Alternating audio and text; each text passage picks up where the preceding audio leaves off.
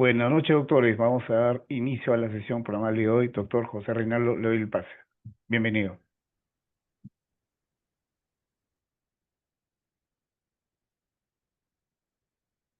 Perfecto. Muchas gracias, Henry. Tengan ustedes muy buenas noches. Vamos a iniciar la última sesión que me corresponde en este diplomado el día de hoy, referente al control de convencionalidad. Control importantísimo, uno de los aportes fundamentales, trascendentes que ha creado, que ha confeccionado la Corte Interamericana en los últimos años, en las últimas 2 décadas y que es necesario y es determinante que se sepa utilizar, que se sepa saber de qué se trata para poderlo aplicar correctamente, ¿no? Y yo me acuerdo mucho que en el año 2018, 2019, si no mal me equivoco, en el Congreso de Derecho Nacional, Internacional de Derecho Constitucional, que bueno, alberga a varios ponentes, a los constitucionalistas que somos miembros de la Asociación Peruana de Derecho Constitucional, y también trae pues a dilectos juristas del ámbito constitucional de Latinoamérica y de Europa.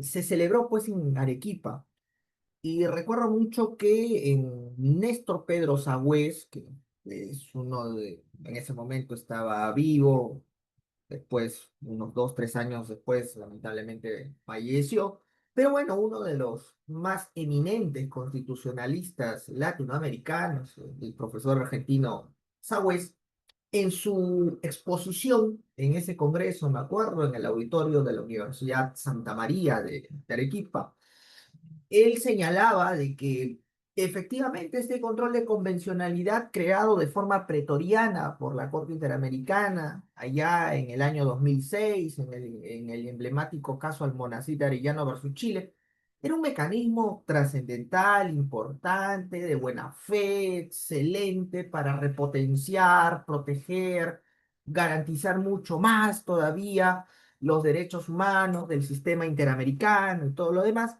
pero que teóricamente representaba cosas, por supuesto, muy positivas, muy loables, muy aplaudibles, pero que en la práctica constituía un problema.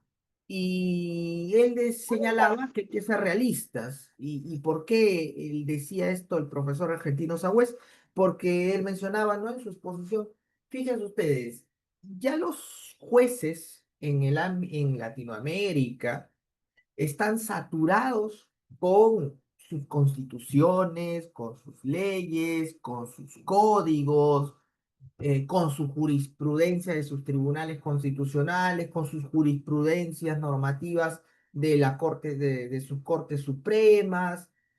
Y él decía, y que estos jueces, además de todo eso que integra su sistema jurídico nacional, tengan que meterse en la cabeza la cantidad de jurisprudencia, de tratados internacionales, de convenciones, de opiniones consultivas que la Corte Interamericana y el sistema en general americano tienen y que forman parte del denominado bloque de convencionalidad, o sea, son los insumos que tú tienes que conocer para aplicar correctamente este control, era pues algo totalmente impensable, decía él, ¿no? Casi imposible. Él decía, no, ¿en qué momento? ¿Cómo? ¿Cómo van a hacer eso? Si ya están saturados los jueces en Latinoamérica con todo los insumos de sus sistemas nacionales, meter todo ello es bastante, pues, quimérico, ¿no? Es algo, una ilusión, una vana ilusión. Además hay que tener en cuenta que los jueces también tienen que estudiar cursos para obviamente sus ascensos, para mantenerse en el cargo. Y además son seres humanos que tienen familia, que tienen hijos y que también tienen que dedicar tiempo a ellos, ¿no? Entonces, ¿cómo así se va a poder aplicar correctamente el control de convencionalidad? Se puede, decir que es loable la creación, que es muy importante, pero en la práctica pues es muy difícil de llevarla a cabo, ¿no? Es casi imposible, decía él, ¿no? Y eso lo dijo en el 2019, 2018, 2019, como lo digo, en este congreso de la Asociación Peruana de Derecho Constitucional organizado en Arequipa. Ya ha pasado el tiempo y creo que lo que señaló Pedro Sagüez es cierto, ¿no? Es muy difícil, pues es muy difícil aplicar correctamente este control de convencionalidad más allá de conocerlo, como hoy día lo vamos a conocer. Pero creo que en esa época, o sea, hace unos 6 7 años atrás, cuando disertaba el profesor Sagüez, todavía no estaba en boga, o si ya no estaba, todavía recién era muy poco lo que se sabía aquí en América, y eso también nos muestra la velocidad con la que avanza la tecnología. Era muy poco lo que se sabía sobre la inteligencia artificial y el Big Data, que son instrumentos digitales, mecanismos tecnológicos que han venido para quedarse y que el desarrollo de estos mecanismos tecnológicos es avasallante, abrumante, y que no sabemos hasta qué límites puede llegar. Finalmente puede cumplirse esto de que el cielo es el límite para este tipo de desarrollos tecnológicos. Entonces yo creo que ahora con el Big Data o como un arma tan poderosa como la inteligencia artificial, yo creo que puede ayudar, se pueden complementar los jueces para poder correctamente aplicar de forma eficaz el control de convencionalidad sin terminar siendo abrumados o sin terminar siendo avasallados, como señalaba el profesor Pedro Sagüez. Y bueno, eso ya tiene que ver con un desarrollo de la inteligencia artificial y del Big Data aplicado a los sistemas de justicia, por supuesto, como herramientas fundamentales y trascendentes para los órganos jurisdiccionales. Yo no estoy diciendo que reemplacen a los jueces, por supuesto que no. Tal vez en algún momento va a ocurrir y eso tampoco no podemos negarnos, porque como les digo, estas armas tecnológicas están desarrollándose de una manera tan vertiginosa que no sabemos cuál es el límite. Parece que no tuviera límite y en algún momento pueden superar la capacidad del ser humano, por supuesto. No será en 5 o 10 años, pero puede ser en 15 o en 20 años por cómo la tecnología se desarrolla de manera, como les digo, eh, abrumante.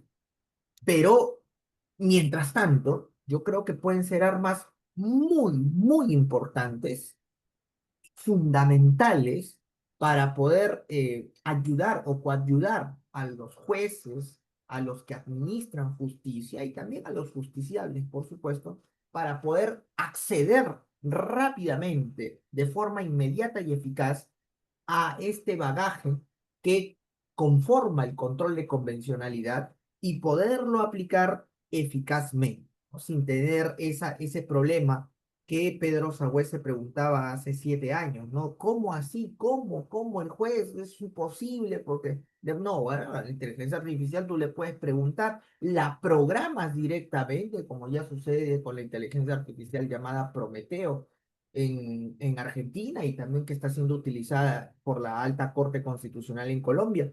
Y se le puede ir entrenando para que sea un complemento perfecto para poder aplicar de manera correcta y eficiente el control de convencionalidad. Entonces, eso va a significar, lógicamente, que este control de convencionalidad no quede en la teoría o en la nube como está ahora, ¿no? Sino que en algún momento pueda aterrizar verdaderamente, aterrizarse eficazmente y obviamente constituirse como el control de constitucionalidad en armas fundamentales, prioritarias, importantes, trascendentes en la defensa y garantía de los derechos humanos. Muy bien, ahora vean, ¿cuáles son los antecedentes del control de convencionalidad? Fíjense que el control de convencionalidad, si bien se dice que fue creado por la Corte Interamericana, yo creo que el término crear no es tan correcto. El término, el creador de la Corte Interamericana y el término creador calza bien con el tribunal que verdaderamente lo creó, no con los tribunales que lo replicaron y por supuesto los desarrollaron. Yo creo que la Corte Interamericana no creó el control de convencionalidad, sino que lo trajo de Europa y lo desarrolló, a diferencia de los europeos que lo crearon, pero no lo desarrollaron. Por cierto, allá en Europa no se habla del control de convencionalidad, pese que el control fue creado allá en Europa. Y fíjense, no fue creado por el equivalente de la Corte Interamericana, que sería la Corte Europea de Derechos Humanos. ¿Verdad? Que Europa tiene su Tribunal Europeo de Derechos Humanos, el famoso Tribunal de Estrasburgo, que queda en esta famosa ciudad francesa, y que fue creado con la Convención Europea sobre Derechos y Libertades Fundamentales del año de 1950, una de las cartas de derechos humanos más importantes y relevantes del mundo y por supuesto la carta más importante de Europa, sin menospreciar la Carta de Derechos Fundamentales de la Unión Europea, por supuesto, pero la Convención Europea de Derechos y Libertades Fundamentales de 1950 es el documento prioritario en materia de derechos humanos allá en Europa y uno de los más importantes en el mundo. Pues bien, en esta convención del año 1950, los europeos crearon su Tribunal Europeo de Derechos Humanos o Corte Europea de Derechos Humanos de Estrasburgo, porque queda ahí. Esa corte es el equivalente a nuestra Corte Interamericana. Pero fíjense, esta Corte Europea y la otra Corte de Derechos Humanos que tienen los europeos, que es el Tribunal de Justicia de la Unión Europea, porque ojo, Europa tiene un sistema de protección de derechos humanos que ahora se desglosa en dos tribunales, la Corte Europea de Derechos Humanos y el Tribunal de Justicia de la Unión Europea. Es decir, agotada la jurisdicción interna, los europeos tienen la ventaja de decidir a qué tribunal se va. Claro, lógicamente su país tiene que pertenecer a ambos, ¿no? Por ejemplo, si se trata de España, se trata de Portugal, se trata de Alemania, se trata de Austria, se trata de Italia, los ciudadanos de estos países, agotada la jurisdicción interna, pueden acudir a cualquiera de sus dos tribunales internacionales, la Corte Europea o el Tribunal de Justicia de la Unión Europea. Y entre ambos tribunales hay un diálogo muy interesante, porque mucho se pensaba de que entre ambos tribunales iba a haber choque entre derechos cuando se le dio la competencia en el año 2009 al Tribunal de Justicia de la Unión Europea de que también pueda acceder, que pueda recibir denuncias individuales sobre violación de derechos. Y la declaración del Tribunal de Justicia de la Unión Europea fue clarísima. No, no, no. En materia de derechos humanos, nosotros seguimos las pautas y el camino desarrollado por el Tribunal de Justicia, la Corte Europea de Derechos Humanos. O sea, no van a entrar en conflicto y más bien son creadores. Acuérdense que el famosísimo derecho al olvido creado en el año 2014, reconocido en el año 2014, no fue reconocido por la Corte Europea de Derechos Humanos, fue reconocido por el Tribunal de Justicia de la Unión Europea en el famoso caso Mario Costeja versus Reino de España y Google. O sea, miren, este Tribunal de Justicia de la Unión Europea, el poco tiempo que tiene ya recibiendo denuncias sobre violación de derechos humanos, ya ha reconocido, ha declarado universalmente un derecho, que es el derecho al olvido, que ahora pues ya muchos países lo reconocen, entre ellos el Perú, porque el Tribunal Constitucional ya ha reconocido el derecho al olvido y el proceso constitucional que lo tutela, que es la verdad, que duda cabe. Entonces, vean ustedes, no fue ninguno de estos tribunales que crea el control de convencionalidad en Europa. El control de convencionalidad se crea por parte, fíjense, ni siquiera por un tribunal constitucional propiamente dicho, sino por el famoso Consejo Constitucional francés. Y ustedes se preguntarán, oye, ¿qué es este Consejo? ¿Se acuerdan ustedes cuando vimos el control constitucional en el mundo y dijimos que el primer control constitucional que nació en Europa fue el control constitucional político y nació en Francia? donde es el Parlamento el encargado de fiscalizar que sus propias normas no vayan a vulnerar a la Constitución. Dijimos también que ese control constitucional político se irradió por varios países de Europa y luego también vino a Latinoamérica, y que obviamente después de que surge el control difuso en Estados Unidos de origen jurisdiccional y el control concentrado también en Europa a inicios del siglo XX, del siglo pasado, con Kelsen, este control constitucional político comenzó a desinflarse y hoy en día ya no existe en el mundo, prácticamente ya está extinto, salvo el país que lo creó, Francia. Francia, dijimos, ¿se acuerdan que no tiene tribunal constitucional ni tiene, ni los jueces tienen la potestad de inaplicar normas allá? Allá lo que existe es un órgano especial dentro del Parlamento francés encargado de fiscalizar que las normas legales no vayan a vulnerar a la Constitución. Y ese órgano se llama Consejo Constitucional francés. Y que, como les mencioné, había sido tan exitoso o es tan exitoso que tribunales constitucionales de Europa, cuando resuelven procesos de inconstitucionalidad o hacen control constitucional sobre normas, en muchas ocasiones han invocado resoluciones de este Consejo Constitucional francés a modo de jurisprudencia, a modo de obiter dictum, de lineamientos jurisprudenciales a seguir por el desarrollo pedagógico que se hace. Entonces, el Consejo Constitucional francés funciona muy bien, y funciona a los franceses.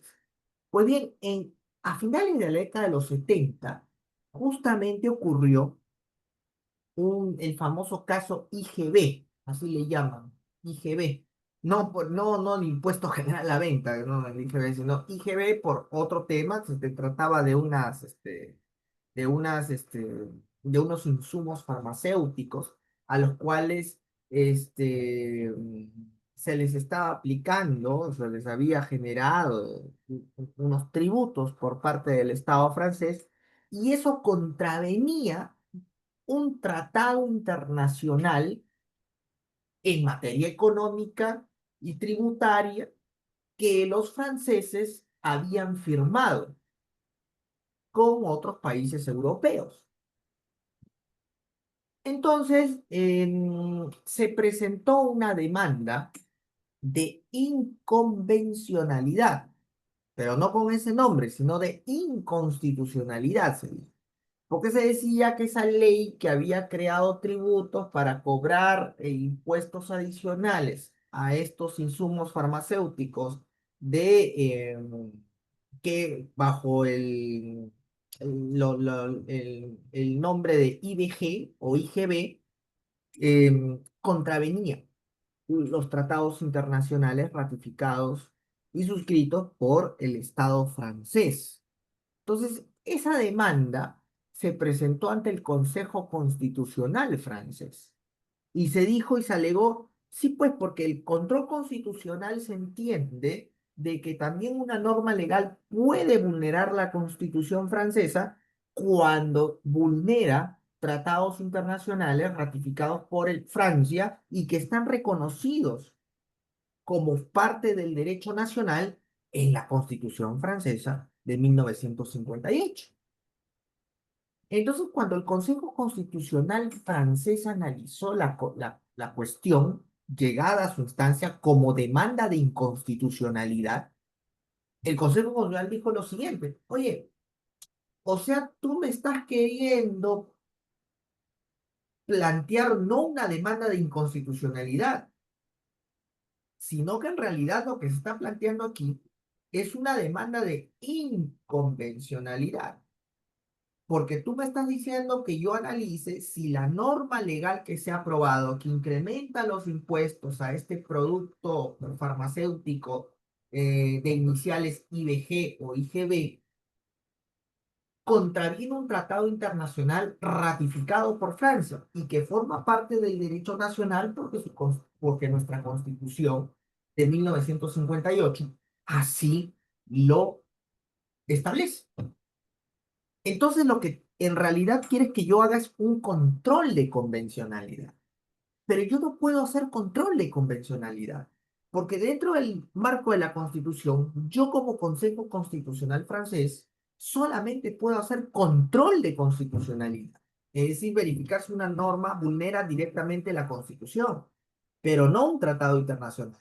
De hecho, dice el Consejo Constitucional francés, debe existir un control de convencionalidad, pero yo no lo puedo hacer porque la Constitución francesa no me da a mí esas competencias. Y por lo tanto, declaro improcedente esta demanda.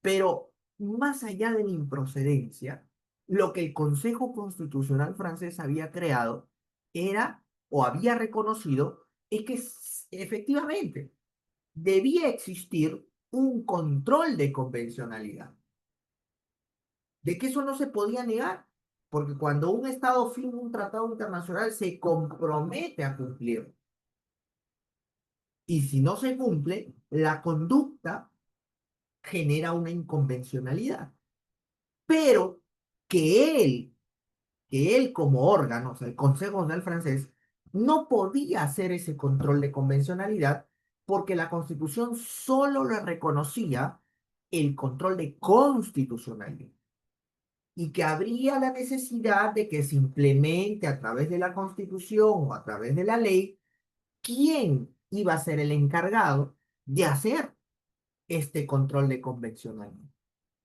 que el Consejo Constitucional reconocía, pero que no podía hacer porque no era su competencia. Y ahí quedó, nunca más se volvió a hablar. Este caso IBG o IGB es del año 1978. Nunca más se volvió a hablar. Muchos años después, en el 2003 específicamente acá, la Corte Interamericana resuelve un caso, el caso Tibi versus Ecuador. Y en el caso Tibi versus Ecuador hay un voto singular.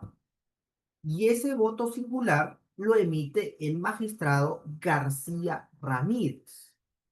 Magistrado muy conocido, magistrado de Polendas, ¿no? Reconocido por su aporte a los derechos humanos, porque finalmente la Corte es la creadora. Si se dice que la Corte Interamericana es la creadora, creo que ahí también estamos mal, porque en todo caso el creador sería este señor, García Ramírez, este magistrado, que en el año 2003 hace un voto singular en el caso Tibi versus Ecuador, voto singular, o sea, voto de él, y la sentencia salió favorable en contra del Estado ecuatoriano.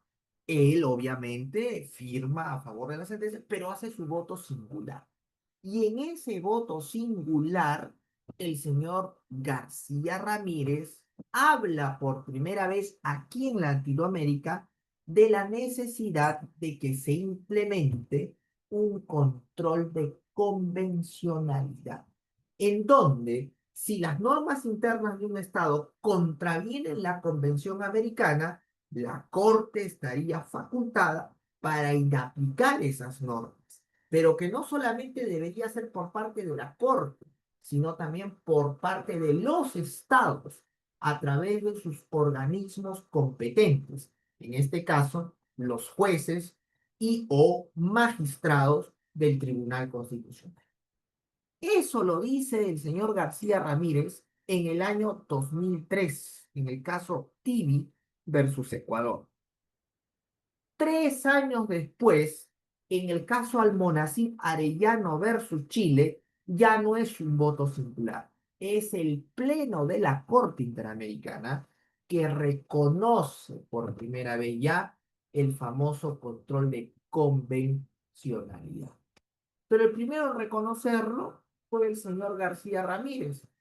Y lógicamente es muy probable, es más que probable, que se haya inspirado y haya conocido de este caso resuelto en el año 78 por el Consejo Constitucional francés, que si vamos literalmente de forma verídica, sería este órgano francés el creador en específico del control de convencionalidad. Que García Ramírez después lo haya implementado, pues, obviamente a nivel de Corte Interamericana en un voto singular y luego que la Corte haya convertido ese voto singular de García Ramírez ya en una decisión en el Pleno y haya aplicado el control bajo los primeros lineamientos que daba García Ramírez en el año 2003, es otra cosa. Pero que pero que la Corte haya creado, cuando dicen eso, yo digo, no, no es tan así. Bueno, si le quieres llamar creación a un desarrollo, obviamente, al reconocimiento al reconocimiento hacia la Corte por el desarrollo del mecanismo, bueno, pues sí, ¿no? Pero en realidad, creador, el que le pone el nombre es el Consejo Constitucional francés. Quien lo recoge es un magistrado de la Corte, García Ramírez, en el año 2003, que lo reconoce a través de un voto singular. Y recién la Corte en el Pleno, en el caso Almonacid Arellano en el año 2006, ya lo reconoce a nivel unánime y lo aplica. Y a partir del 2006 en adelante ya comienza a desarrollar algo que no había hecho el Consejo Constitucional francés, porque el Consejo Constitucional francés solamente le pone el nombre y habla muy escuetamente de este mecanismo. Y García Ramírez, que bueno, hace algunas pautas, establece algunas opiniones adicionales, pero solamente en un voto singular. Es a partir del año 2006 entonces donde el control de convencionalidad comienza a desplegar todo un desarrollo por parte de la Corte Interamericana. Ahora, ustedes se preguntarán que a partir del año 2006 entonces la Corte Interamericana comienza a inaplicar normas contrarias a la Convención Americana. No, eso tampoco es correcto. La Corte Interamericana desde su nacimiento, o mejor dicho, desde el momento en que pudo desplegar ya su naturaleza, sus funciones jurisdiccionales, hizo control de convencionalidad, pero no con ese nombre. Porque, por ejemplo, tenemos un caso del año 94 que no es un caso jurisdiccional, es un caso consultivo, el año 94. La opinión consultiva del año 1994, que fue la opinión consultiva 894 o 994, si no mal me equivoco. Y esa opinión consultiva es muy conocida por todos los peruanos. Es la opinión consultiva donde se le preguntó a la Corte Interamericana si era correcto o no que el artículo 140 de la Constitución peruana de 1993 hubiese ampliado la pena de muerte a el caso de aquellas personas que cometan el delito de terrorismo. Si eso que establecía el artículo 140 de la nueva Constitución peruana era o no era contrario a la Convención Americana. En otras palabras, se le estaba preguntando a la Corte, mediante una opinión consultiva, si la Constitución era peruana de 1993 en su artículo 140 era o no era inconvencional. Pero no se le pone Corte, aplica el control de convencionalidad. La Comisión Interamericana nunca le dijo eso. La Comisión Interamericana lo que le dijo es, Corte Interamericana, fíjate, la Constitución de 1993 del Perú, en su artículo 140, ha ampliado la pena de muerte a caso de terrorismo. ¿Eso es o no es conforme con la Convención Americana? ¿Y cuál fue la decisión de la Corte Interamericana manifestada en esta opinión consultiva 994? La Corte Interamericana dijo, no, Estado peruano, el artículo 140 contraviene la Convención Americana porque acuérdate que la Convención Americana reconoce la pena de muerte, por supuesto, pero la reconoce bajo ciertas pautas. Acuérdate que la Corte Interamericana reconoce la pena de muerte, la Convención Americana reconoce la pena de muerte, uno, para delitos de extrema gravedad, que puede ser aplicada, no puede ser aplicada ni a personas mayores de 60, ni menores de 18, ni mujeres gestantes. Tres, que se puede aplicar bajo un debido proceso. 4, que no se puede aplicar para delitos políticos. 5, que antes que se le aplique la pena de muerte al sentenciado, este goza de la facultad de solicitar un indulto o una amnistía. Y si se le niega esas dos prerrogativas, recién se le puede aplicar. Hasta ahí va todo bien, ¿ah? Pero viene el último requisito. Y el último requisito que establece la Convención Americana para aplicar la pena de muerte es el siguiente: que el Estado no puede ampliar la pena de muerte a otros delitos que no hubiesen estado contemplados al momento que el Estado peruano ratificó la convención y se sometió a la competencia de la Corte. Entonces ahí la Corte dijo, a ver, Estado peruano, el delito de terrorismo por supuesto que es grave. Por supuesto que acá no se plantea que se aplica a mayores de edad, de 60, ni menores de edad, ni mujeres gestantes. Hay un debido proceso, bueno, sí, en teoría, pero vamos al último requisito. El último requisito que establece la Convención Americana es que el Estado no puede ampliar la pena de muerte a otros delitos que no hubieran estado contemplados al momento de su ratificación. Entonces, ¿cuándo el Estado peruano ratificó la Convención Americana? En el año 1979, en la 16ª disposición final y transitoria de la Constitución del 79, ¿correcto? Y en la Constitución del 79, ¿había pena de muerte? Sí, sí había pena de muerte. ¿Para qué delitos? Traición a la patria en caso de guerra exterior. ¿Y terrorismo? No, no había terrorismo. La Constitución del 93 no amplió. No, no, así no.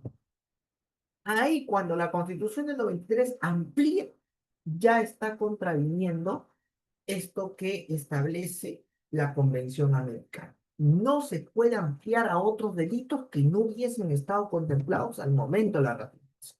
Cuando el Perú ratificó la Convención Americana, el único delito que estaba contemplado para aplicación de pena de muerte era traición a la patria en caso de guerra exterior. Cuando se amplía, entonces definitivamente se contraviene la Convención Americana. Entonces, Corte, bueno, entonces, fíjate, ¿cuál es la decisión? ¿No? La decisión es, ese artículo 140, Estado peruano, tiene que aplicarse de manera parcial, más no total.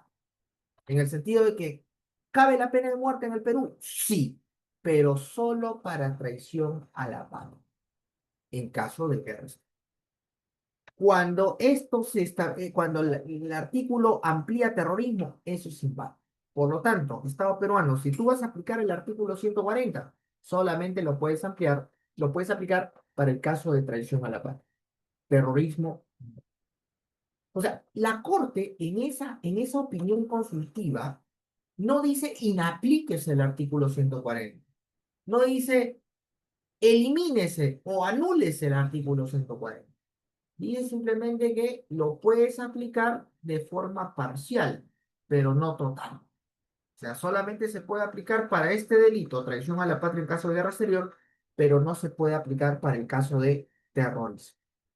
¿Está haciendo control de convencionalidad? Sí, ya lo estaba haciendo desde el año 94, en esta opinión consultiva, pero todavía no tenía ese nombre. Simplemente dice que no se puede contravenir la Convención Americana por una norma interna, por más que sea una norma de la Constitución de ese Estado. Eso es un control de convencionalidad hacia la Constitución. Pero si seguimos avanzando, entre los años 99 y 2000, la Corte Interamericana también hace control de convencionalidad, pero ya con un efecto agregado. En el primer caso, en esta opinión consultiva que les he mencionado, la Corte no dice inaplíquese, deróguese, modifíquese. Simplemente dice, oye, si lo vas a aplicar, aplícalo parcialmente. En el año 99-2000 viene el caso de Loaiza Tamayo versus Perú, el caso de las leyes de autoamnistía. ¿No? Acuérdense que el Grupo Colina había sido amnistiado por el Congreso de la República del régimen de Alberto Fujimori, y bueno, esto llegó a la Corte Interamericana porque obviamente o de manera como se señaló después de las investigaciones, el grupo Colina pues había cometido delitos de lesa humanidad. Entonces, cuando el caso llega en el año 99, caso Loaiza Tamayo, y otros casos parecidos a la Corte Interamericana le dice al Estado peruano, esas leyes de amnistía vulneran la Convención Americana y las normas o principios de jus cogens del derecho internacional. ¿Y qué cosas son las normas de jus cogens? Las normas de jus cogens son aquellas normas aceptadas y establecidas por los estados de forma permanente y que no admiten pacto en contrario. Las normas de Kilcohen por primera vez fueron recogidas en la Convención de Viena sobre el Derecho de los Tratados del año de 1969 en el artículo 53. Ahí está qué cosa es una norma de Kilcohen. Vuelvo a repetir, una norma de Kilcohen es una norma aceptada por los estados y que no admite pacto en contrario. Y el artículo 64 de esa Convención de Viena sobre el Derecho de los Tratados, complementando este artículo 53, donde aparece por primera vez la norma de Jus Cogen, que son normas de mandato imperativo, dice, ojo, normas aceptadas por los estados que no admiten pacto en contrario y por lo tanto se convierten en normas con mandato imperativo, así imperativo. Dice el artículo 64 que cualquier tratado internacional que contravenga una norma de jus cogens es nulo. Y además, si aparece una norma de jus cogens en el futuro que contraviene un tratado internacional anterior, ese tratado internacional también queda nulo. Miren el poder de estas normas de jus cogens. Y las normas de Jim Cogens a lo largo del tiempo han surgido muchas veces de la jurisprudencia o del reconocimiento permanente, duradero y estable por parte de los estados. Por ejemplo, el Pacta Sunt Servanda es una norma de Jim Cogens. Los derechos humanos hoy en día se han convertido también en normas de Jim Cogens. El principio de dignidad humana también se ha convertido en una norma de Newton. Y el hecho de que no haya ningún tipo de imprescriptibilidad para delitos de lesa humanidad también se ha convertido en una norma de jus cogens.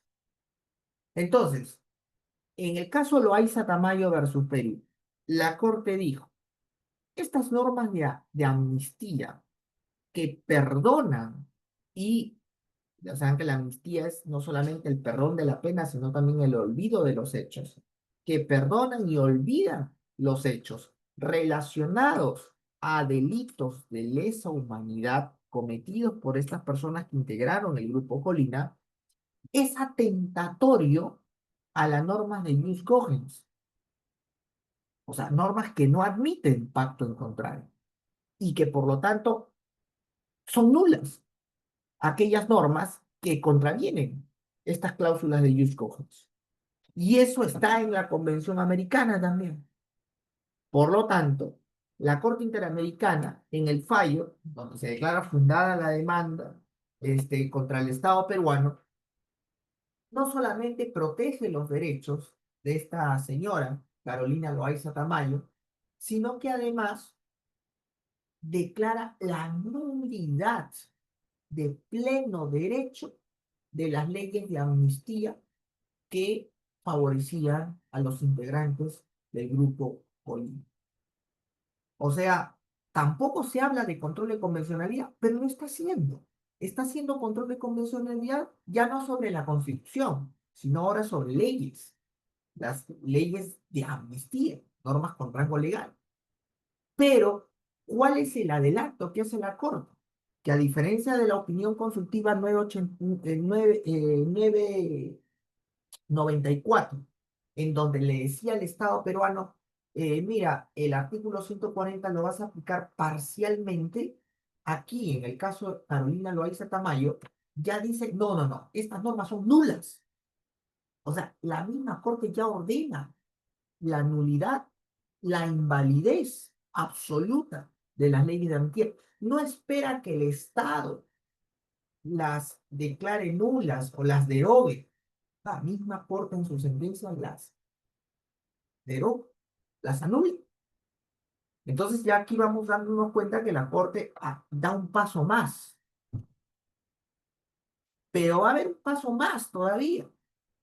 En el año 2001, la famosa sentencia del caso de la última tentación de Cristo, Olmos versus Chile, sentencia emblemática, porque ustedes se acordarán que en aquella época la Constitución chilena establecía, permitía el hecho de que se pueda censurar cualquier tipo de publicación de radio, de televisión, cinematográfica o lo que fuera, que contravenga las buenas costumbres, la moral, el orden público, la constitución, etcétera, etcétera.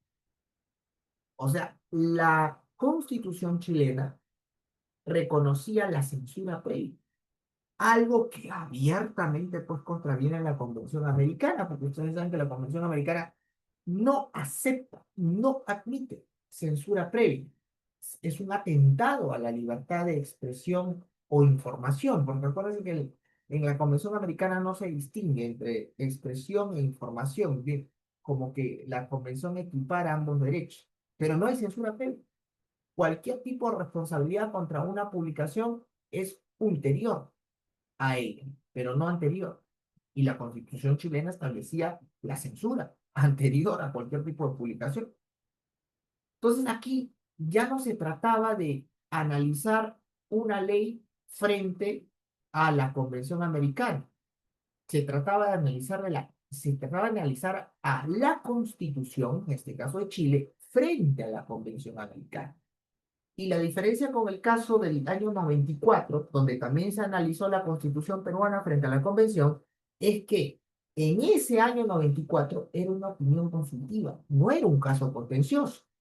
En el caso Olmos versus Chile, el caso de la última tentación de Cristo, año 2001, ya era una cuestión contenciosa, no consultiva, un caso jurisdiccional, un caso contencioso. Y como ustedes recordarán, esta famosa película, La Última Tentación de Cristo, que tuvo pues opiniones a favor, en contra, hubo muchos debates porque se presentaba pues al Señor Jesucristo en una faceta mucho más humana y con los defectos y virtudes del ser humano y con las cuestiones naturales al ser humano, entre ellas, pues, el hecho de tener una pareja, de tener una relación sexual, y se presentaba a María Magdalena como la compañera de nuestro Salvador. Que de hecho, bueno, dejando de lado las creencias o todos, es lo más probable que haya sucedido a la luz de los datos históricos. El hecho de que Jesús haya sido nuestro Salvador, nuestro Señor, el enviado de Dios, no cambia de que fue humano y como humano obviamente pudo experimentar la naturaleza humana. Ya hay muchos datos históricos que demuestran que probablemente sí tuvo una pareja, que probablemente vivió, se comportó y tuvo muchas cosas, entre ellas defectos, como nosotros, ¿no? Pero bueno, margen de eso, cuando la película iba a ser difundida en Chile, y el órgano de control del Estado, encargado de fiscalizar precisamente esto de las películas y todo lo demás, las citas, las películas cinematográficas y todo lo que se difundía, censuró la película, porque esta iglesia, los últimos días de Jesucristo, planteó precisamente una denuncia para que no se difundiera la película, porque se decía que se atentaba contra la libertad de creencias, la libertad de religión, las buenas costumbres, etcétera, etcétera. Y el Estado chileno efectivamente censuró la película. Dijo que no, la película no se iba a transmitir en los cines de Chile. Entonces, ante esto, pues los directores, los encargados de la película, plantearon la demanda correspondiente en Chile por atentado a su libertad de expresión e información. Se agotó la jurisdicción interna, no les dieron la razón, y estos fueron a la Corte Interamericana. Y la Corte Interamericana inmediatamente lo que hizo es también un control de convencionalidad. Analizó el artículo respectivo de la Constitución chilena frente al artículo de la Convención Americana y se dio cuenta que abiertamente, pues el artículo de la Convención chilena que permitía la censura previa era atentatorio, contrario, totalmente opuesto a lo que dice el artículo respectivo de la Convención Americana que establece que no se puede hacer pues, censura previa, que cualquier tipo de atentado ocurrido por parte de la libertad de expresión y o información se sanciona ulteriormente. Entonces, la Corte Interamericana dijo, el artículo de la Constitución chilena es contrario a la Convención Americana, pero ya esta vez yo no te voy a decir que lo interpretes de esta manera, que lo apliques de esta manera, no. Acá yo lo que te voy a decir, Estado chileno, es que inmediatamente reformes ese artículo de tu Constitución. Porque si tú no lo reformas inmediatamente,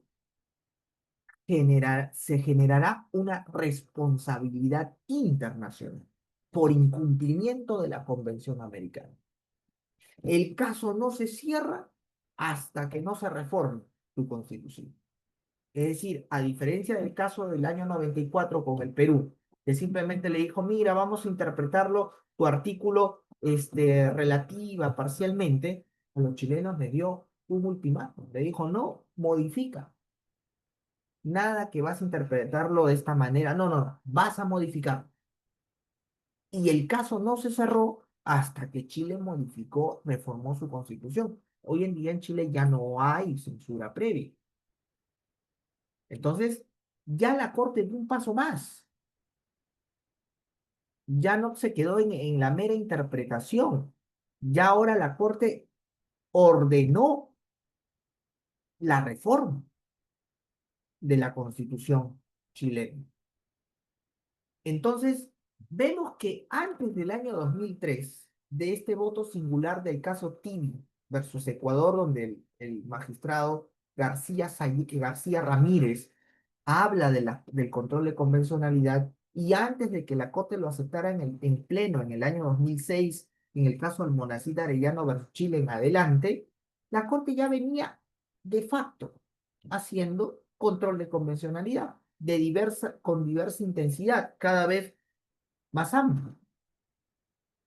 Y otra cosa importante, en estos tres casos que hemos visto, el caso de la opinión consultiva 994, caso peruano sobre la pena de muerte para terrorismo, el año 99, el caso Loaiza Tamayo versus Perú, y el año 2001, el caso Olmos versus Chile, conocido como el caso de la última tentación de Cristo, quien hacía este control de convencionalidad de facto, a pesar de que no le llamaba así todavía, era la Corte.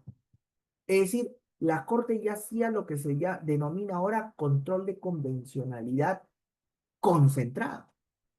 Todavía no se hablaba del control de convencionalidad difuso. Esto se va a hablar a partir del año 2006, en el caso Almonacid Arellano versus Chile. Y por eso justamente nosotros tenemos que saber que el control de convencionalidad hoy en día tiene dos modalidades.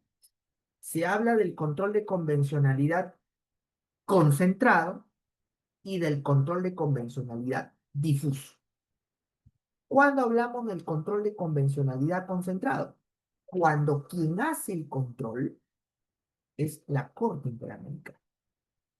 Miren lo que pasó en el año 94 con el caso peruano, miren lo que pasó en el año 99 también, el caso Loaiza Tamayo sobre las leyes de autoamnistía. Y fíjense lo que pasó en el caso de la última tentación de Cristo.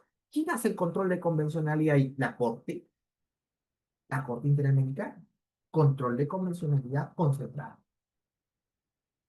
A partir del año 2006, con el caso Almonacid Arellano versus Chile, en adelante, ya mencioné el caso de los trabajadores cesados del Congreso versus Perú del mismo año, el año 2006, o el caso Hellman versus Uruguay del año 2011 y la sentencia de supervisión del mismo caso en el año 2013, la Corte dice que no solamente es ella la que puede hacer control de convencionalidad, sino que quienes pueden hacer control de convencionalidad son todos aquellos órganos que en sus respectivos estados realizan control de constitución. Miren qué importante porque en el caso Almonacid Arellano versus Chile, en el fundamento 124, que es el fundamento donde la Corte unánimemente reconoce el control de convencionalidad, señala que los jueces de los estados que ejercen control de constitucionalidad también están obligados a realizar control de convencionalidad. Es decir, no es cualquier autoridad, sino solamente aquellos órganos que en sus respectivos estados ejercen control de constitucionalidad. Por ejemplo, en el caso peruano, ¿quiénes podrían hacer control de convencionalidad? Los que en nuestro país hacen control de constitucionalidad, ya sea difuso o concentrado. Estamos hablando del Tribunal Constitucional y de todos los demás órganos que hacen control difuso. Poder judicial, jurisdicción militar, jurisdicción arbitral, jurisdicción electoral y, por supuesto, las comunidades nativas y campesinas en el ámbito de su territorialidad. Todos estos órganos, además de ejercer control de constitucionalidad difuso concentrado, también pueden hacer control de convencionalidad, porque la Corte así lo establece en el caso Almonacid Arellano versus Chile. En este caso, en el año 2006, recién aparece entonces el control de convencionalidad difuso, porque ya el concentrado venía haciéndose no con ese nombre, pero en la práctica lo era desde el año 94. Entonces, hoy existe el control de convencionalidad difuso y el control de convencionalidad concentrado. Ahora, qué importante es esto porque cuando los jueces en nuestro país hacen control de convencionalidad, la Corte dice, en el caso Trabajadores Cesados del Congreso versus Perú, año 2006 también, que los jueces nacionales se convierten en jueces interamericanos. Y al convertirse en jueces interamericanos, ya no solamente van a controlar a las leyes, controlan a la Constitución y a todas las normas de su sistema nacional. Esa facultad es muy fuerte, muy poderosa y si se desnaturaliza, muy peligrosa, muy peligrosa, si se desnaturaliza. Porque fíjate, la Corte está diciendo que los jueces o los órganos jurisdiccionales que ejercen control constitucional pueden hacer control convencional. Y cuando hacen control de convencionalidad, los jueces dejan de ser jueces nacionales y se convierten en jueces interamericanos, es decir, ya están por encima de sus sistemas. Eso es algo bastante relevante. No es tampoco hacer a tontas y a locas el control. Por eso el profesor Pedro Sagüez y también acá en el Perú el profesor Domingo García Belaúnde han dicho de que habría que ver la forma de implementar un procedimiento para el control de convencionalidad. Porque, ojo, la Corte no lo implementa. La Corte es más, en el caso Almonacid Arellano versus Chile 2006, le otorga a todos los órganos de naturaleza jurisdiccional que ejercen control constitucional que pueden hacer control convencional. Correcto. Y en el caso Trabajadores Cesados del Congreso versus Perú, fundamento 128, o sea, el otro caso también que sigue la línea jurisprudencial del control de convencionalidad, establece que no solamente se debe hacer a pedido de parte el control, sino que es ex oficio, dice. O sea, es obligatorio. La Corte dice, los jueces no solamente tienen que hacer control constitucional, están obligados a hacer control convencional, porque acuérdate que el Estado ha firmado un tratado internacional y está vinculado a esto. Ya. Pero la Corte, a partir de allí en adelante, no ha establecido ningún procedimiento. Y eso es un poco la preocupación. Porque, por ejemplo, si lo queremos equiparar con el control difuso, que es uno de los dos controles constitucionales que tenemos acá en el Perú, el propio Tribunal Constitucional reconoce que el control difuso era peligroso y que está en el artículo 138, pero que la Constitución tampoco le establece un procedimiento. ¿Y qué hace el tribunal? Le otorga el procedimiento, los pasos a seguir, los criterios. Acuérdense de lo que nosotros vimos en el caso, cuando analizamos el control difuso a la luz del caso Ramón Salazar y Arlenque, donde se establecen los 4 pasos para realizar control difuso: que el Tribunal Constitucional no haya confirmado la constitucionalidad de la norma, que el conflicto que está resolviendo el juez provenga de la aplicación de la norma, que sea totalmente indispensable la inaplicación de la norma para resolver el caso, y 4, que la norma objeto de inaplicación no pueda ser interpretada de ninguna manera de conformidad con la Constitución.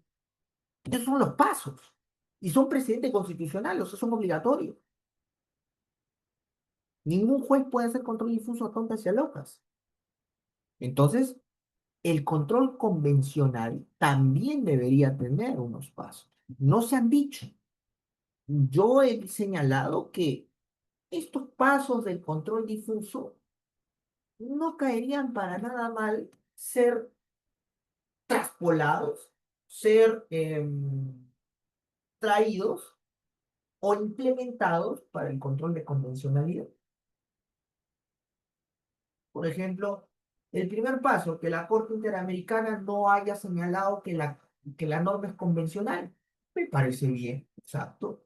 2, que el conflicto que está resolviendo el juez nacional provenga de la aplicación de la norma que se supone que es inconvencional. También me parece que tranquilamente puede ser aplicado este segundo criterio. Que la norma objeto de control sea totalmente indispensable para resolver el caso, también me parece perfecto. Y 4, que la norma objeto de control no puede ser interpretada de ninguna manera de conformidad con la Convención Americana y los documentos interamericanos, me parece también. Yo creo que estos 4 criterios, salvo algún criterio adicional u otros criterios alternativos mejores, podrían ser utilizados para hacer control de convencionalidad por parte de los jueces nacionales. Nadie lo ha dicho. Por ahí, por ahí hay algunas opiniones muy vagas, ¿no? Otros dicen, no, habría que ver que la Corte te dé los estándares. Pero tampoco la Corte pues no te lo va a decir todo pues con manzanitas, ¿no? Con todo cortadito, ¿no? También uno tiene que ser creativo. Esto de los sistemas de protección de derechos humanos requieren una suerte de reciprocidad que aquí lamentablemente en Latinoamérica no se entiende. Piensen, todo esperamos que la Corte lo diga, todo esperamos que la Corte haga y nos sujetamos obedientemente a ello. No es así. En Europa hay un auténtico diálogo de cortes. Hay un montón de sentencias de la Corte Europea de Derechos Humanos que cita jurisprudencia del Tribunal Constitucional Español, del Tribunal Federal Alemán, del Tribunal Constitucional Austriaco, de la Corte Constitucional Italiana, del Consejo Constitucional Francés y viceversa. O sea, hay un feedback. No es que todo lo tenga que hacer el Tribunal Internacional. Acá en Latinoamérica, lamentablemente, se cree o se tiene la idea, no, no, que la Corte lo diga. No, no, no, no, los tribunales nacionales también tienen que contribuir. Y la Corte también ha establecido esa suerte de idea. Ah, yo nomás, yo lo digo, tú lo aplicas y es una orden. Y no es así. Habría que ver cómo en Europa hay un diálogo de cortes, hay una reciprocidad. Y ojo que los europeos tienen 2 tribunales de derechos humanos, como les he mencionado. Acá solamente hay uno que funciona con las justas. y monopoliza las líneas jurisprudenciales y los tribunales constitucionales no aportan, las cortes no aportan, cuando debería ser todo lo contrario, una suerte de feedback. Entonces, si por ejemplo en este caso no se han establecido los criterios, nada impide de que el Perú, por ejemplo, a través del Tribunal Constitucional, teniendo en cuenta que hay criterios del control difuso, aporte los criterios para realizar adecuadamente el control de constitucionalidad. Yo creo que ahí no habría ningún problema. Eso es lo que yo pienso, pero bueno. Entonces, ese es en cuanto al control de convencionalidad en sus dos modalidades, difuso y concentrado. Ojo, es ex oficio, se están obligados. Ahora, ¿cuál es el fundamento del control de convencionalidad? El control de convencionalidad se fundamenta en cuatro principios. Cuatro principios. Dos generales, ¿ya? Y dos, vamos a decir, específicos o especiales. Los dos principios generales a través de los cuales se fundamenta el control de convencionalidad pertenecen al derecho internacional público y están en la Convención de Viena sobre el Derecho de los Tratados de 1969, en sus artículos 26 y 27 respectivamente. Estamos hablando de dos principios, el principio bona fide y el principio pacta sunt servanda. El principio bona fide es el denominado principio de buena fe. ¿Y qué significa el principio de buena fe? Es el principio a través del cual los estados se comprometen a realizar todo tipo de actos que conlleven al cumplimiento de los tratados. Y contrarios a eso también se comprometen a no realizar otros actos u otras conductas que conlleven a lo contrario, o sea, al no cumplimiento. Entonces, el principio de buena fe señala que los estados tienen que implementar medidas, tienen que tener acciones, tienen que tener conductas que conlleven a cumplir el tratado internacional que ha suscrito o que ha ratificado. Y por otro lado tenemos el famoso principio pacta sunt servanda. ¿Y qué cosa es el principio pacta sunt servanda? Los tratados son ley entre las. Los estados no pueden invocar las normas de su derecho interno para dejar de cumplir las obligaciones emanadas de un tratado. Ese es el famoso pacta sunt servanda. Ahora, el pacta sunt servanda no es absoluto, lógicamente. Ustedes revisan el artículo 43 de la Convención de Viena sobre derechos tratados y van a encontrar que hay excepciones al pacta sunt servanda, como por ejemplo la denuncia del tratado. El Estado, en uso de su soberanía, denuncia el tratado y bajo el procedimiento que establece el tratado, se desliga de las obligaciones internacionales de ese tratado. Y no pasa nada, porque se está ejerciendo soberanía. Pero claro, lo que no puedes hacer es patear el tablero. No se puede, porque eso contravendría el derecho internacional. Tienes que ser una pausa, como Estado civilizado, como Estado que respeta el derecho. Entonces, el pacta sunt servanda y el principio bona fide son principios neurálgicos que sostienen el control de convencionalidad. Pero ¿cuáles son los principios específicos? Los principios específicos son aquellos que ya derivan directamente de la subrama del derecho internacional público. El derecho internacional público tiene varias ramas, varias bifurcaciones. Está el derecho internacional económico, el derecho internacional privado, el derecho internacional de la guerra, está el derecho internacional financiero y está, por supuesto, el derecho internacional de los derechos humanos. Y en el ámbito del derecho internacional de derechos humanos, este derecho se rige por dos principios específicos que soportan también al control de convencionalidad.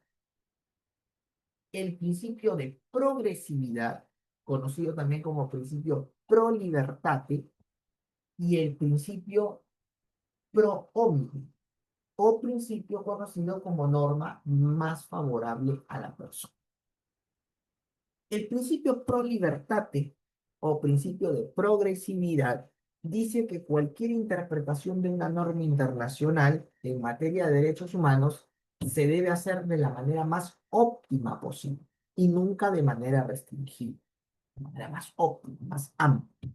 Y si un Estado opta por esa interpretación, ya no puede cambiar, a menos que la nueva modificación sea más amplia todavía. Por ejemplo, ¿no? Eh, si tú aceptaste una determinada interpretación del derecho a la igualdad, que es muy amplia, que abarca todo, todos los casos habidos y por haber, como debe ser, ya después tú como Estado no podrías decir, no, no, no, no, no, no, el derecho a la igualdad es así, pero con excepción de esto. No, pero tú ya en un inicio dijiste que es todo. Ya no se puede retroceder cuando se trata de derechos humanos. ¿Por qué? Porque ahí está el principio de progresividad o principio pro libertad. Es otro de los fundamentos del control de convencionalidad. Y luego tenemos el principio pro omnium,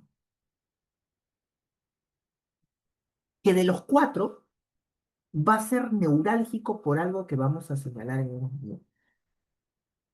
El principio pro omnium dice que siempre se debe optar por la norma más favorable a la persona y a sus derechos humanos.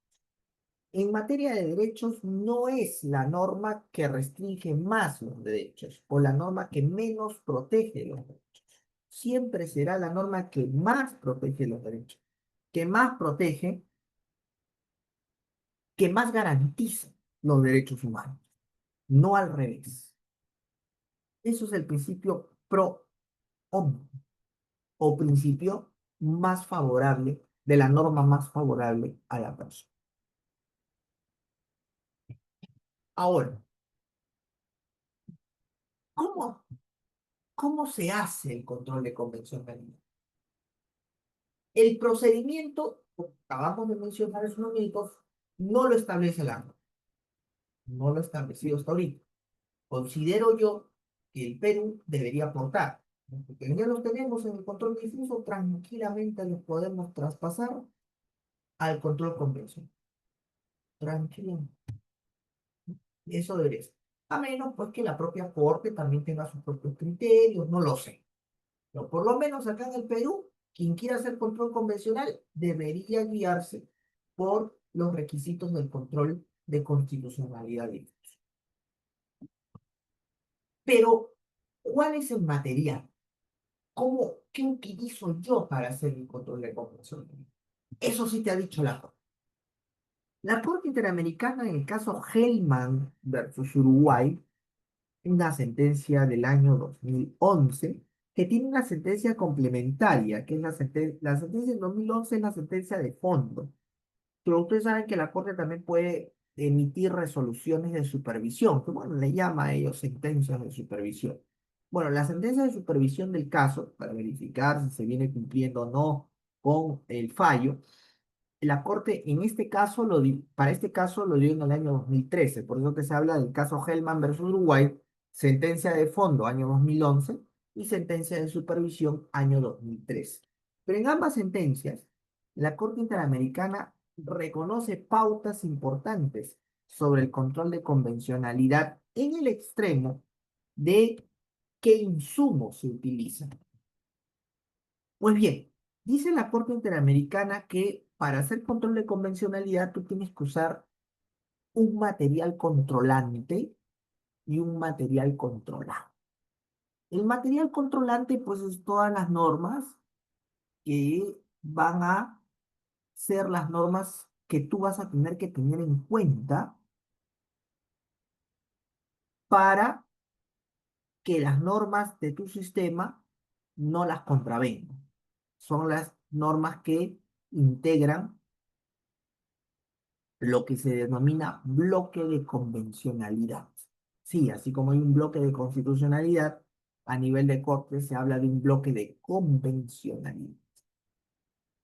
Y luego tenemos el material controlado, que son justamente las normas a las cuales tú las vas a fiscalizar que no vulneren a estas normas controlantes o a estas normas del bloque de convencionalidad. ¿Cuáles son las normas del bloque de convencionalidad? Dice la Corte que las normas que integran el bloque de convencionalidad y que todos los que hagan control de constitucionalidad tienen que tener en cuenta como parámetro de control son las siguientes. En primer lugar, ¿qué duda acá? La Convención Americana o Pacto de San José. Pero también tenemos al Protocolo de San Salvador, el Protocolo de los Derechos Económicos, Sociales y Culturales, que es un documento anexo a la Convención Americana.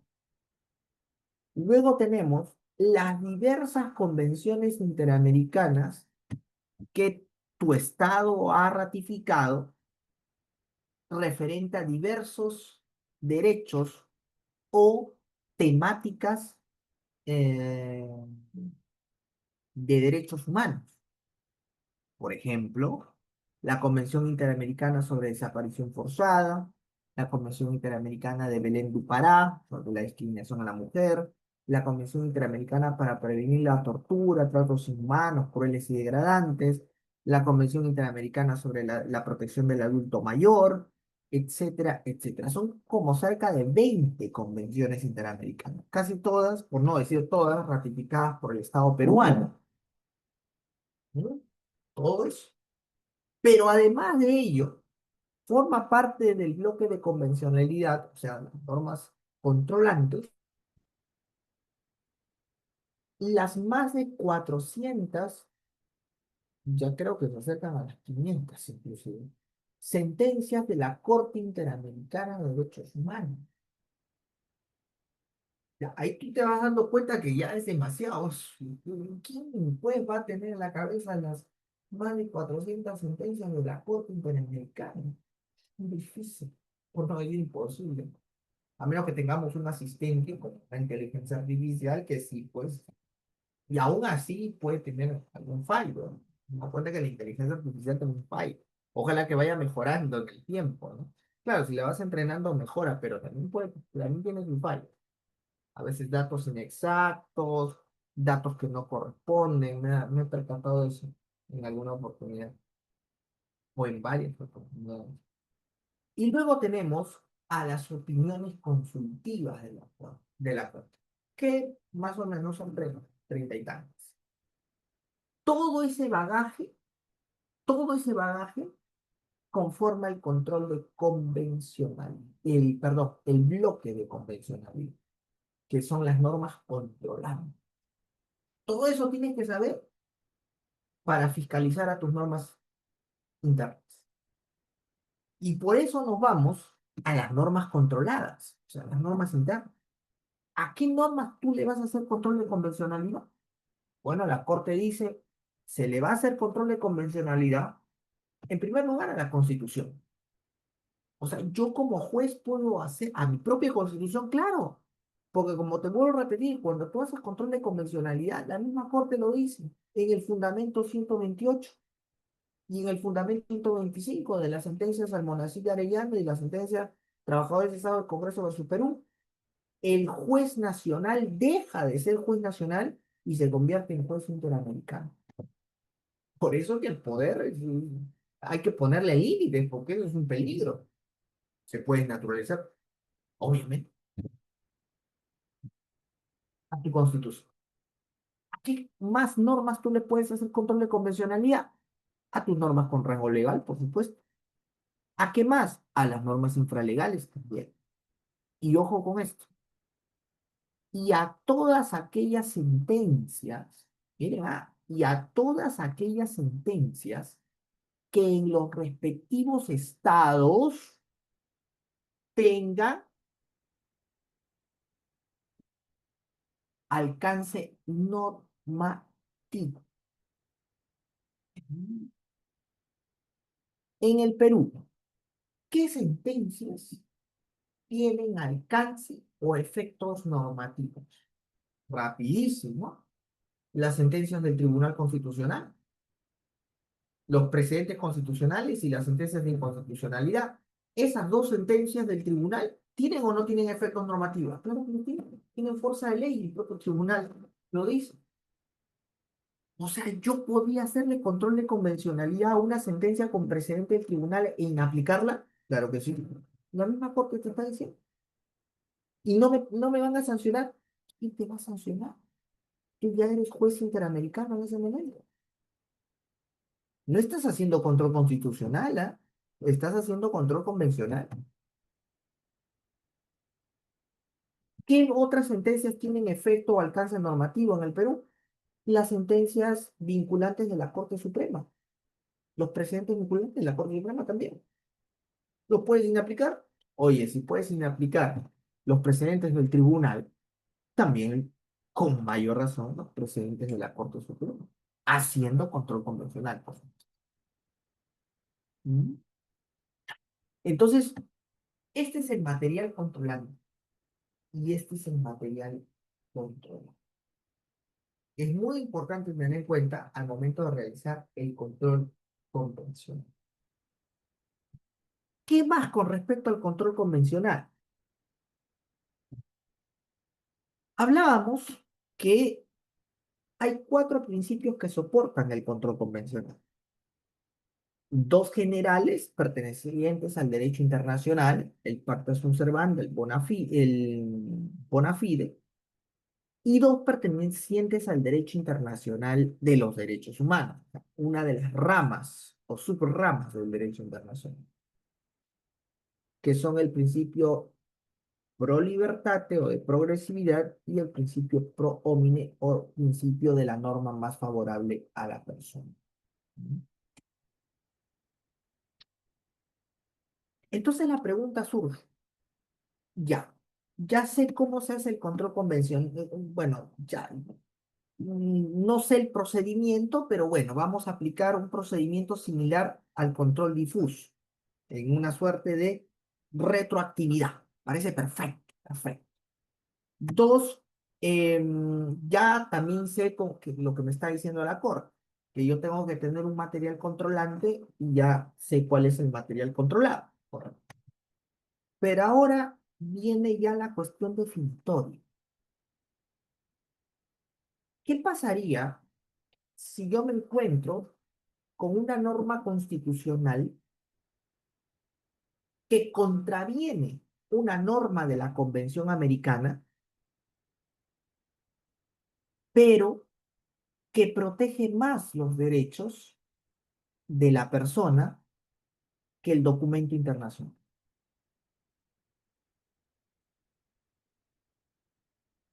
Entiendo yo que haciendo control de convencionalidad tendría que favorecer al documento internacional.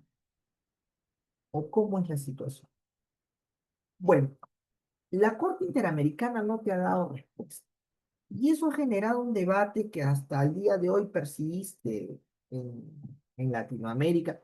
Yo recuerdo mucho un congreso que se dio en la hermosísima, en la joya del Ecuador, la ciudad de Cuenca. Ciudad muy bonita, definitivamente, muy, muy bonita. De la Asociación Mundial de Justicia Constitucional, donde tengo muy buenos amigos, y fuimos al congreso. Entonces estaba el colega y amigo, el doctor Fermín Cantero, que es un directo profesor paraguayo, y estaba el profesor, un profesor argentino, que ahorita se me ha ido su nombre, pero también buen amigo, y un destacado juez argentino. Ahí está el profesor Eduardo Jutgar. Don Eduardo es un buen amigo, un juez destacado en la ciudad de Santiago de Estero, siempre me han invitado para allá. Em, y bueno, estaban en la mesa las ponencias, yo estaba también como ponente con ellos, y entonces se enfrascan en un debate un poquito fuerte, ¿sí? entre cómo debería resolverse un caso como este, en donde una norma constitucional contraviene una norma convencional.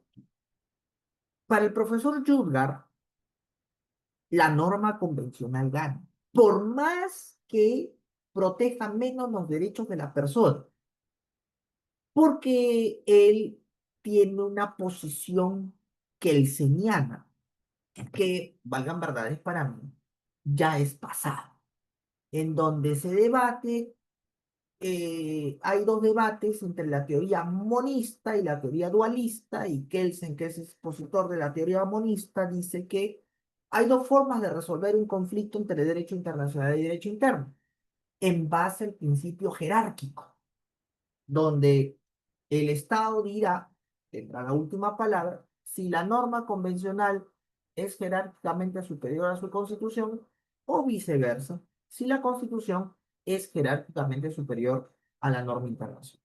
O sea, todo se resuelve en base al principio jerárquico. Y el doctor Yugar decía, no, bajo el principio jerárquico el tratado internacional es superior a la norma interna, por más que esta sea la constitución. Teoría monista y monista desde el punto de vista de la superioridad del derecho internacional. Y el profesor Fermín Cantero, paraguayo, dijo, no, yo no estoy de acuerdo con eso. Para mí, en uso de la soberanía, el Estado, la constitución del Estado, es superior a cualquier tratado internacional, incluyendo los de derechos humanos. O sea, teoría monista también, pero agarrando la primera opción o la segunda opción, donde el tratado internacional es inferior a la norma constitucional. Ninguno de los dos cogió la teoría dualista, donde el derecho internacional y el derecho nacional son diferentes y que para que una norma del derecho internacional entienda el derecho nacional se tiene que adecuar. La teoría del famoso jurista Triepel, rival en ese punto de Kelsen. Los dos eran kelsenianos, teorías monistas, bajo el principio jerárquico, solo que uno decía que el derecho internacional está por encima y el otro decía que el derecho nacional. O sea, todo lo reconducían al principio jerárquico. Y entonces, el autor estaba muy, muy tenso porque éramos cuatro profesores que estábamos en la mesa principal y ellos dos se habían enfrascado en un debate. Entonces yo les puse paños fríos, estoy hablando del año 2018, que hubo ese congreso en Cuenca. Y entonces yo les puse paños fríos y le dije, doctores, con todo respeto, porque ustedes son mayores que yo, por supuesto, este, yo creo que ambos, con todo respeto, no se vayan a ofender, les dije, están equivocados. Doctor Yuga me quedó mirando, y el doctor Fermín también, me dije, sí, yo creo que están equivocados porque están enfocando mal el problema. Ustedes están enfocándolo y lo están queriendo resolver bajo la teoría monista de Kelsen. Una teoría que, al menos en el marco de los derechos humanos, ya creo que es obsoleta. Punto uno. Punto dos. eh, Creo que también, producto de la aplicación de la teoría monista de Kelsen, están aplicando un principio para resolver un conflicto como este que no corresponde al control de convencionalidad, que no es el principio a través del cual el control de convencionalidad debe aplicarse, resolverse. Y punto tres, porque precisamente el control de convencionalidad no es igual al control de constitución. Y creo que ahí también radica el error de ambos. Piensan que el control de convencionalidad es una suerte de continuación del control constitucional. Y eso no es así. El control constitucional, sí, indiscutiblemente, tiene un principio rector, que es el principio jerárquico. Y el principio jerárquico que dice que cuando hay choque de normas, la norma superior siempre, siempre se va a imponer a la norma inferior. En este caso, supremacía de la Constitución. Nunca la norma inferior va a estar por debajo de la Constitución, por encima de la Constitución. No, cuando se hace control difuso, se hace control concentrado, siempre, nunca vas a pensar que un control concentrado o un control difuso termine dándole la razón a la norma inferior, a la ley, en desmedro de la Constitución. Eso es algo impensable, porque en el control constitucional rige el principio jerárquico. En el control convencional no rige el principio jerárquico. Y al no regir el principio jerárquico, la teoría de Kelsen, la teoría monista, no es aplicable en lo absoluto. ¿Y por qué? Porque yo me voy a ir directamente al artículo 29 de la Convención Americana. Y el artículo 29 de la Convención Americana, de la propia Convención Americana, establece criterios de interpretación en materia de los derechos humanos. Y uno de los criterios de interpretación dice que si hay una norma interna que favorece o que desarrolla más o protege más o garantiza más el derecho de las personas, esa norma interna prevalece frente a cualquier otra norma de la Convención Americana. Por lo tanto, de ese artículo 29 de la Convención Americana, yo derivo un principio que sí es el principio aplicable al control de convencionalidad, que es el principio pro homine, la norma más favorable a la persona. El control de convencionalidad no puede regirse por el principio jerárquico, porque nos entramparíamos en este debate en donde están ustedes dos, de qué cosa es superior, la Constitución o el tratado. Y nunca saldríamos del problema porque para unos va a ser la Constitución, para otros va a ser el tratado. En cambio, el control de convencionalidad obedece a otra naturaleza, porque se trata de derechos humanos y además se resuelve precisamente por otro principio, que es el principio pro hominem, la norma más favorable a la persona, y que además está en la Convención Americana en el artículo 29 sobre criterios de interpretación de los derechos de la propia Convención. Por lo tanto, cuando hay un conflicto entre Constitución y tratado de derecho humano, prevalecerá el que más proteja los derechos, aplicando el control de convencionalidad. Y si en un determinado caso la Constitución prevalece más que el tratado, pues será la Constitución. Y estoy haciendo control de convencionalidad, pero no aplico pues principio de jerarquía normativa, aplico principio pro hominem. Y puede ser que en otro caso sea diferente.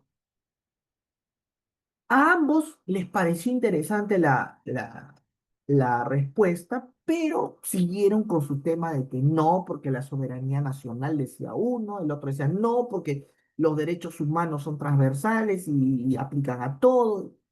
O sea, simplemente lo tomaron como una cuestión de que lo ha dicho para bajar, para poner paños húmedos, ¿no? En la discusión. Pero fíjense que esa discusión se fue a la cena que tuvimos, donde siguieron discutiendo los dos. Y yo tratando de explicarles, ¿no? Mi teoría que parecía que no les convencía. Bueno, el doctor Yuga es una persona mayor, es un excelentísimo docente, ¿ah? Pero en ese aspecto se había encerrado con la teoría monista y la superioridad del derecho internacional. Y el otro, Fermín Canteros, que es un poco más joven, pero igual también cerrado con el tema de la soberanía nacional y que la Corte no puede imponer eh, no puede imponer más parámetros, etcétera, etcétera.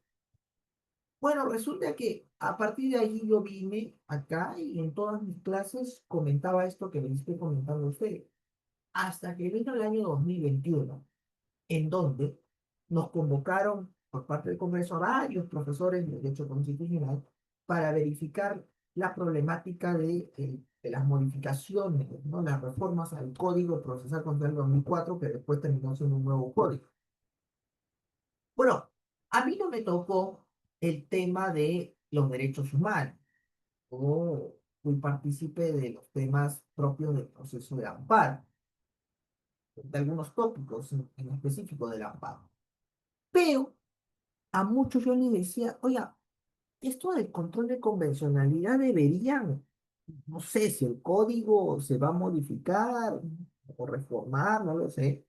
Deberían ponerlo, deberían. ¿Y cuál es tu posición? Me dice, bueno, mi posición es esta, le digo. El tema, miren, lo pueden ver en diversas clases, ¿eh? He dictado en diversas instituciones de acá del Perú y me mantengo en esa posición que debería ser principio pro hombre para evitar este debate, porque en todas partes se debate que si es, no, que el control de convencionalidad se rige porque todos parten del principio jerárquico y eso es equivocado. Ah, vamos a tomarlo en cuenta, me dijeron. Y sorpresa mía, que cuando sale el Código Procesal Constitucional en 2021 sale con eso que yo había sostenido desde el año 2018. En este congreso estuvo en Cuenca, en Ecuador, y que lo venía compartiendo de esa época en todas mis charlas de control de convencionalidad. Si ustedes leen hoy el artículo octavo del título preliminar del Código Procesal Constitucional, este artículo octavo tiene dos párrafos. El primer párrafo prácticamente repite lo que dice la cuarta disposición final y transitoria, con un agregado más, ¿no? Que dice, los derechos constitucionales se interpretarán de conformidad con la Declaración Universal, los tratados sobre derechos humanos y las decisiones de los organismos internacionales que conforman estos tratados. Eso ya lo decía el Código Procesal anterior.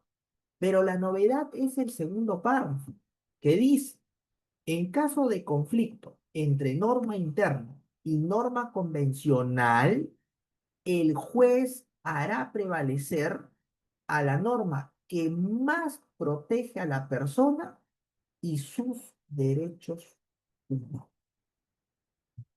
Con esto, el debate aquí en el Perú se ha resuelto.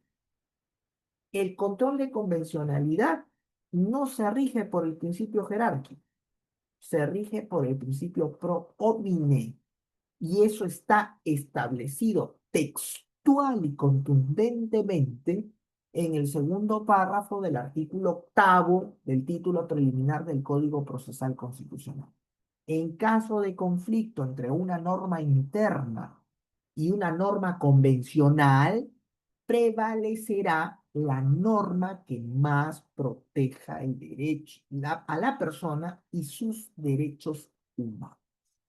Punto. Eso es lo que dice el artículo octavo. Entonces, en el Perú ya no hay esa discusión, porque nosotros hemos dejado de lado el principio jerárquico para el control de convencionalidad y lo resolvemos en base al principio que debe ser el principio rector de este control, el principio pro, artículo octavo del título preliminar del Código Procesal Constitucional.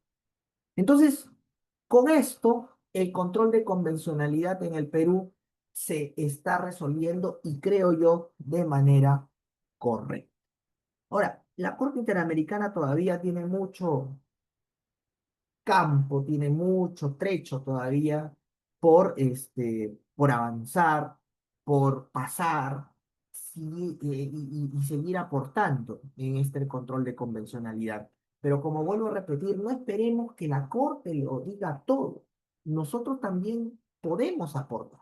Miren, yo como les digo, el Tribunal Constitucional o el Poder Judicial debería aportar los criterios procedimentales para realizar el control de convencionalidad, que sería un traspaso de los criterios del control difuso adecuados al control de convencionalidad. La Corte no lo dice, ningún país lo ha dicho.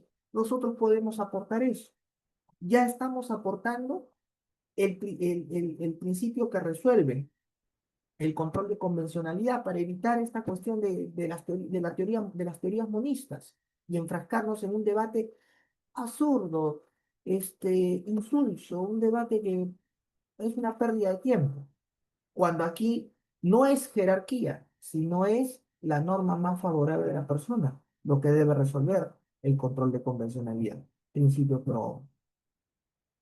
Entonces, yo creo que esos aportes son muy importantes y bueno, el aporte interamericano irá perfeccionando, seguirá desarrollando, seguirá aplicando a lo largo de su jurisprudencia este control de convencionalidad. Pero acá en el Perú, yo creo que hay un avance importante más allá de que se aplique o no. Yo creo que también en la práctica es difícil, ¿no? Es difícil. Miren todo el bloque de convencionalidad que hay que tener en cuenta. Pero es necesario, creo que con la tecnología podemos apoyarnos y además, ya teniendo en cuenta cómo se aplica o cómo se debe aplicar, la cosa pues se puede facilitar mucho, mucho más. Entonces, señores, si tienen alguna pregunta, alguna duda, yo encantado de absolverla. Si no, daremos por concluida la clase de hoy sobre este importante control de conversión.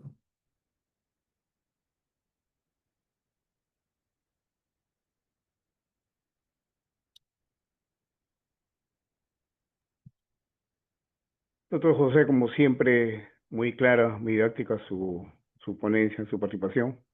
En vista de que no hay preguntas, bueno, no sé, de repente alguno de los alumnos presentes quiere hacer pregunta.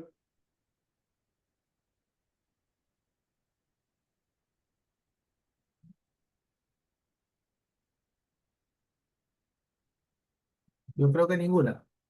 Sí, doctor. Listo. Muchísimas gracias, Henry. Muchísimas gracias a Inlades y a todos los presentes. Ha sido, sí, para mí siempre es un placer, un honor dictar en esta prestigiosa institución. Y seguramente ya vamos a programar alguna clase, Henry, presencial. Presencial. Sí, estamos, lo voy a llamar para coordinar.